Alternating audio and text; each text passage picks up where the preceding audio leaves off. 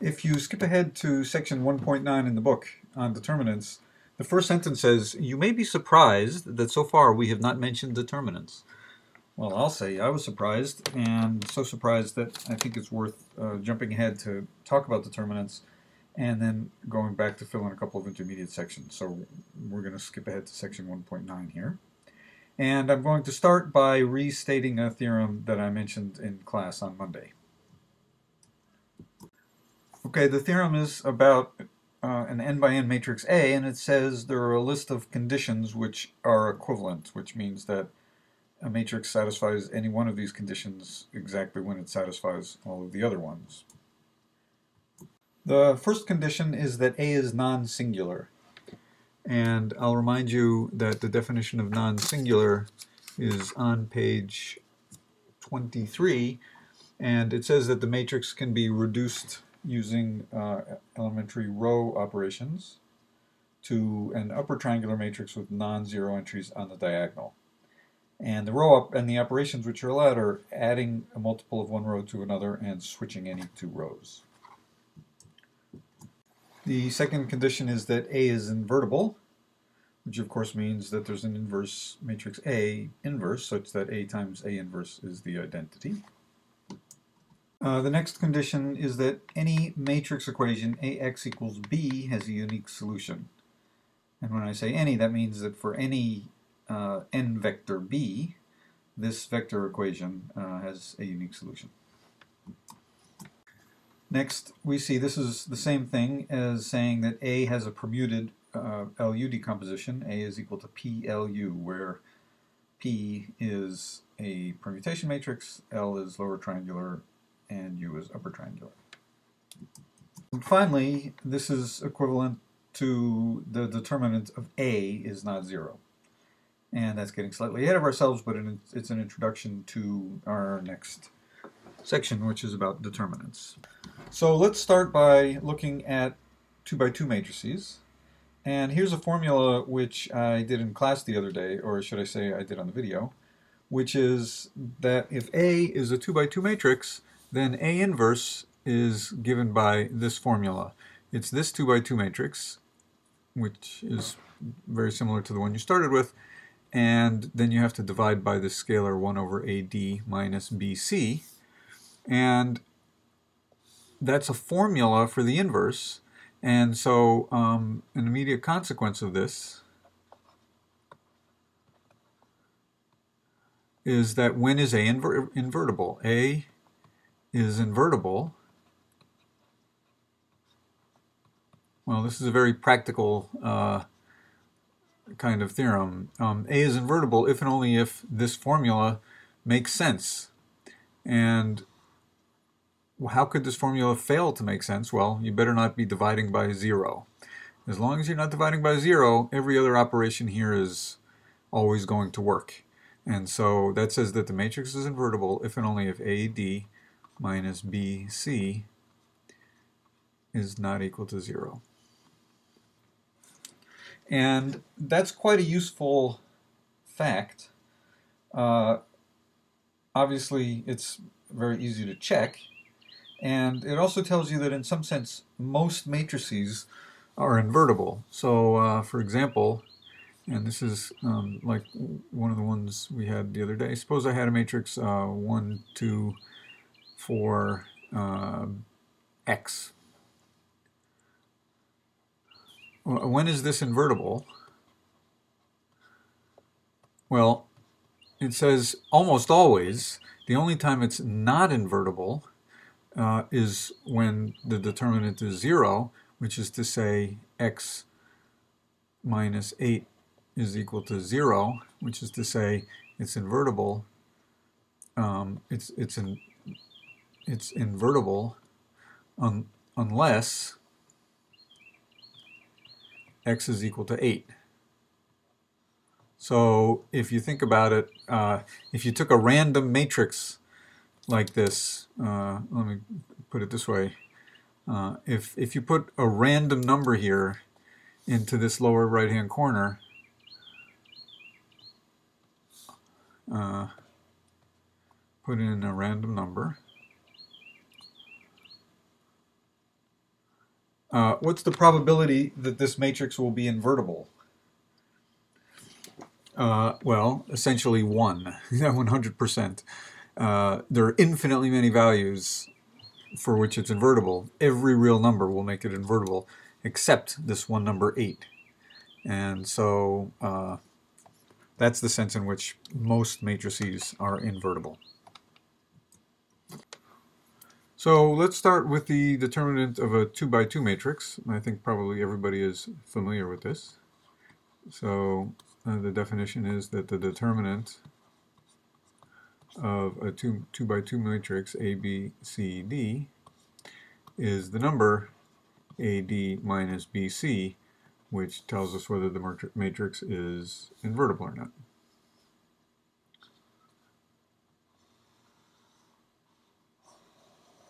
And we want to generalize this formula for a number which tells you whether a matrix is invertible or not to larger square matrices. And the idea is to look for some properties of this function AD minus BC and look for a formula for larger matrices which have the same properties.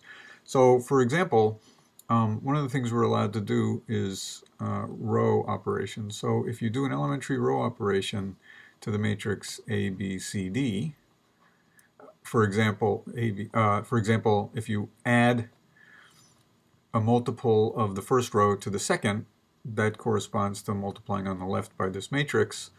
And let's just work that out. You get A, B, AE plus C, and BE plus D. And let's compute the matrix, the determinant of this matrix. The determinant of that matrix over there is A times BE plus D minus B times EA plus C. And what is that? That's AD. It's from here. Minus BC. And then from here you have plus AB. And from here you have minus BEA. And these terms cancel. And you get AD minus BC. The determinant hasn't changed. And so that's a basic property. If you add a multiple of one row to another, there's no change in the determinant. And that goes a long way towards defining the determinant. So you can do row and also column operations if you wish to reduce it to a diagonal matrix and various things like that. So this is a basic property. Another important property is what happens when you switch two rows. If you take A, B, C, D and you switch the two rows, it becomes A, B, C, D, and because of the minus sign, the determinant of this matrix is equal to BC minus AD, which is minus the determinant of the original matrix. So the determinant of the new matrix is equal to minus the determinant of the original. And that's a basic property of switching two rows of a matrix, although you have to be a little careful. It's switching to adjacent rows. So that's one property, and this is another one.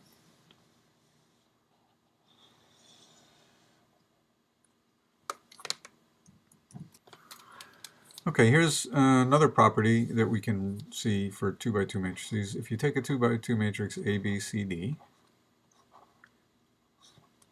and you multiply one of the rows by R, what do you get? You get RA R, B, C, D.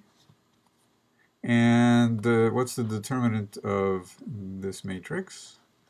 It's RAD minus RBC, which is to say R times AD minus BC. So that says the determinant of a matrix where you've multiplied a row times R, the effect that that has is it takes the original determinant and multiplies it by that scalar.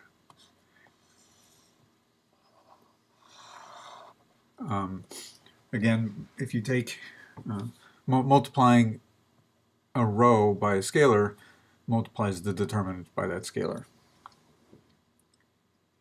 And one final observation is that if you have an upper triangular matrix,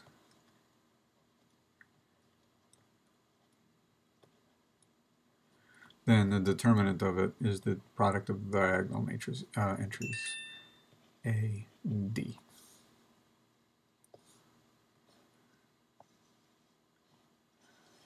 So all of those properties hold for the determinant of an n by n matrix, and they basically define the determinant.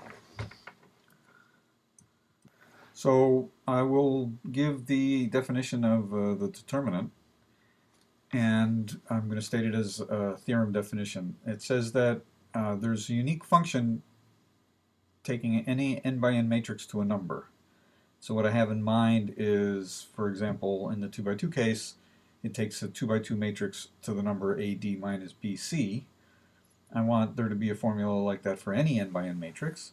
And the assertion is that there is such a function, and it's uniquely determined by the following conditions. So I'll just write them down. It's the conditions that we just discussed in the 2 by 2 case. So the first one is that you can add any multiple of a row to another, and the determinant doesn't change.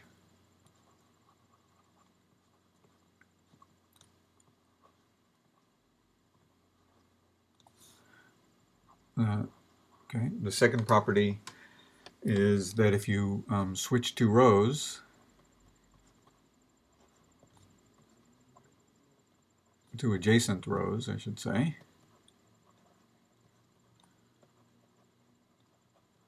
then the determinant goes to minus itself.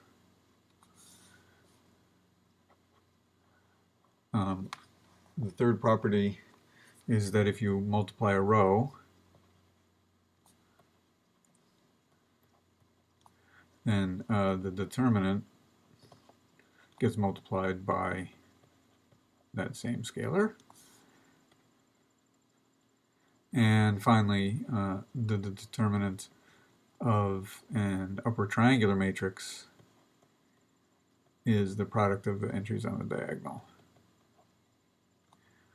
where U is A1, AN, 0, star. Okay, so the nice thing about this is that there's no one nice formula for the determinant. Depending on the situation, there are different formulas which work better in different situations. But if you have a formula which you think might be the right formula, even though it might be kind of complicated or not be obviously the same as some other one, you just have to check that it satisfies all of these properties. And there are a number of consequences of this theorem and other properties of the determinant, which are familiar to you. To many of them are probably familiar, but they all follow from these. These are the basic ones. And one of the really basic properties of the determinant is the following, and I'll state it separately because, as I said, it's a consequence of these, but it's a very important property, which is that the determinant of the product of two matrices is the product of the determinants.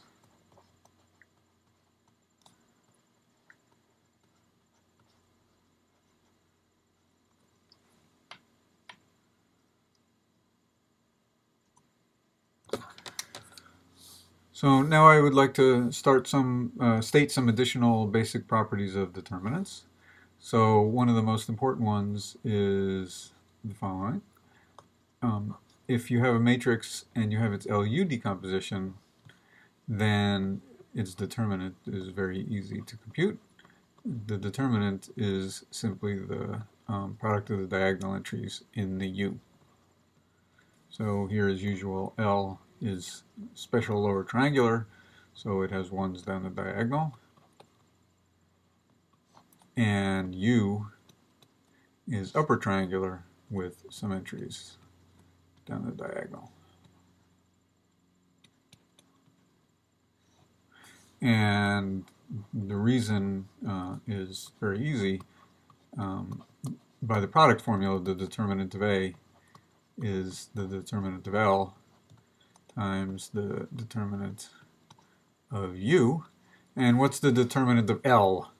Well, it's a lower triangular matrix, and the determinant of an upper triangular matrix is the product of the entries on the diagonal, and it's easy to see the same thing holds for a lower triangular matrix, so this is 1, and the product determinant of an upper triangular matrix is the product of the diagonal entries.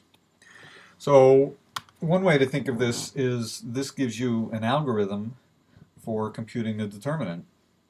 If you can, it's more or less, if you can compute the LU decomposition. Now, not every matrix has an LU decomposition, so that's a shortcoming. So let's look at the fact for the PLU decomposition.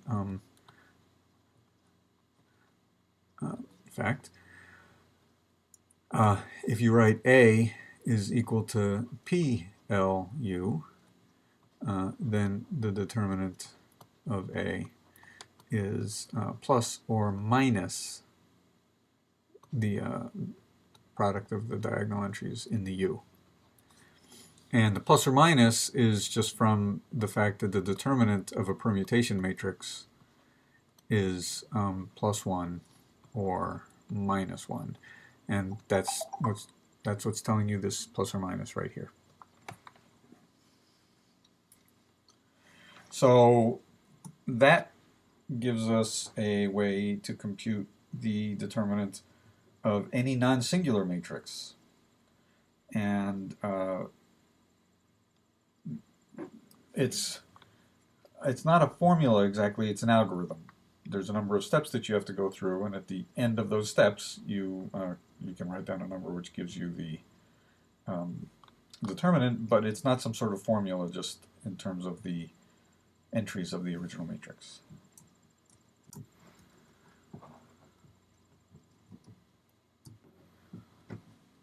Okay, well, here's a change of pace. Let's go to Wolfram Alpha and find a formula for the determinant of an arbitrary 3 by 3 matrix. So let's compute determinant of A, B, C, D, E, F, G, H, I. That's an arbitrary 3 by 3 matrix. And the answer is, let's see, here it is. Let's see if we can make that a little bit bigger. Here's the answer. It's a sum of 6 terms. Let's look at this. Let's study this a little bit. So it's the sum of 6 terms. 1, 2, 3, 4, 5, 6.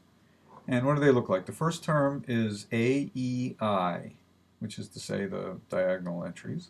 The second term is minus, and then A times F times H. And the next one is minus B times D times I, followed by B times F times G, and so on, C, D, H, and minus C, E, G.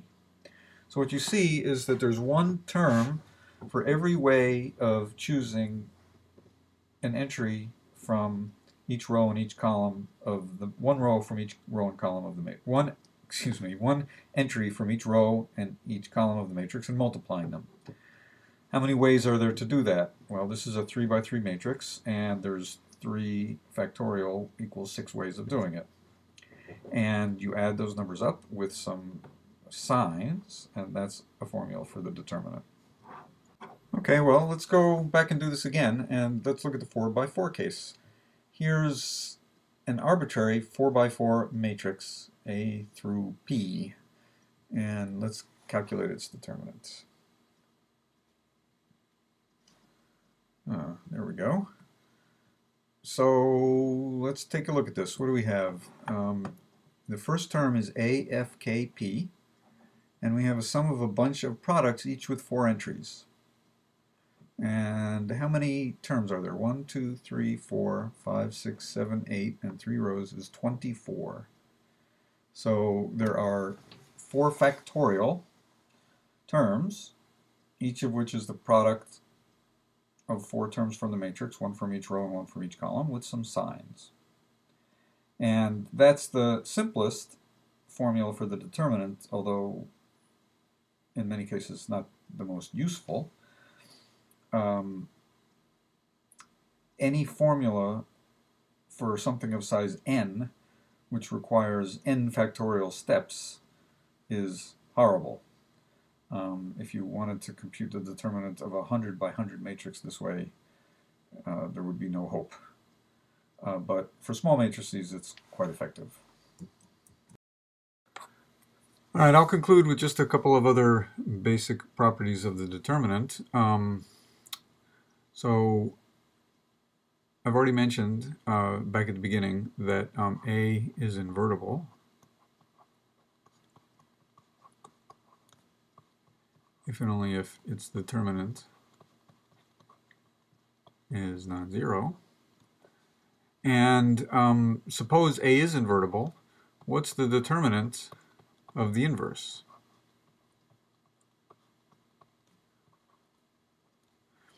Well, why don't you pause the video for a moment and think about that. If I tell you the determinant of A, can you tell me the determinant of A inverse and why? Well, congratulations. That was an easy one. You all observed that since A times A inverse is equal to the identity, you can take the determinant of both sides of this equation to get to the determinant of A times the determinant of A inverse is equal to the determinant of the identity. And the determinant of the identity is the product of the diagonal entries, which is 1. And therefore, the product of these two numbers is 1. So that says that the determinant of A inverse is 1 over the determinant of A. And it's always a good sanity check when you see a formula like this. You're dividing by something. What if this number is 0? Well, if the number is 0, then the inverse matrix doesn't exist, so there's no problem with that. Another useful property of matrices is what happens when you take the transpose. What's the determinant of A transpose? And I'll let you think about that for a moment. Well, it's pretty easy to see that taking the transpose does not affect the determinant. So the determinant of the transpose is itself.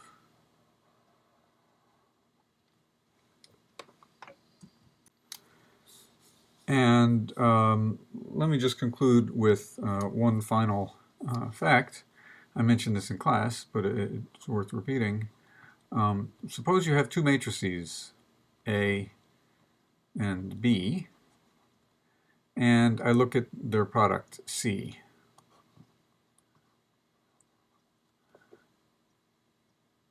when is C invertible? How is that related to A and B being invertible? Certainly, if A and B are invertible, there's a formula for C inverse. C inverse is equal to B inverse A inverse. But what about the other direction? If C is invertible, let's assume that the product is invertible. Does that imply A and B have to be invertible? Well, that seems kind of obvious because it must be, because C inverse is B inverse A inverse, and therefore A and B have to be invertible. But that's not obvious because maybe C is invertible, but A and B separately aren't, and somehow when you take their product it magically becomes invertible. But, well, the determinant says that's not the case. It says that this implication holds. What's true is that A and B are invertible if and only if their product A times B is invertible. And the reason is just by taking the determinant, because the determinant of A times the determinant of B is the determinant of A times B. And this tells you if AB is invertible. And this tells you if B is invertible. And this tells you if A is invertible, which is to say these numbers have to be non-zero. So if both A and B are invertible, both of these numbers are non-zero, and that says this number is non-zero. And conversely, if this number is non-zero, this is the key point in the opposite direction. If this number is not equal to 0, how can that be? Both of these have to be non-zero. If either one was 0, the product would be 0. And so the determinant shows you that this implication goes in both directions.